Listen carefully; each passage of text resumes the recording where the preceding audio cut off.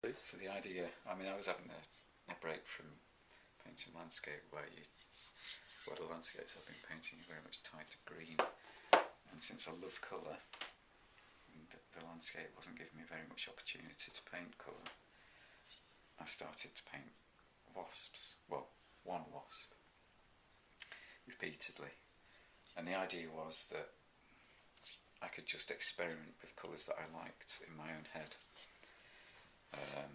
It's mainly I was thinking about browns, greeny, not grey browns.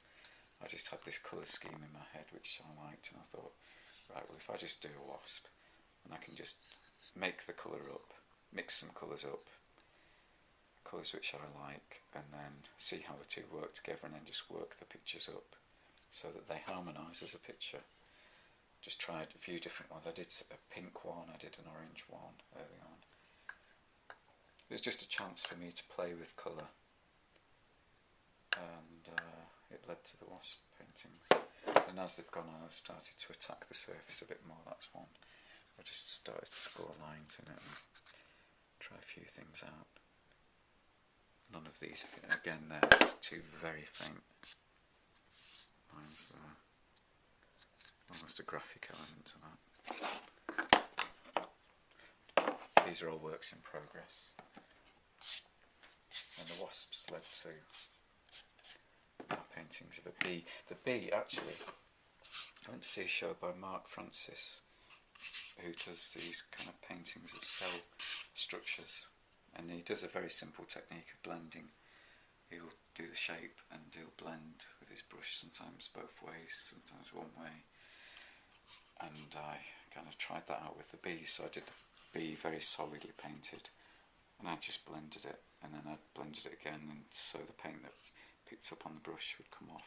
And I realised that that's what I was doing, you know, the bits that you gather through life, the bits of interesting sign work that you save, and then you stash them away and you don't know what to do with them, and eventually you use them on something.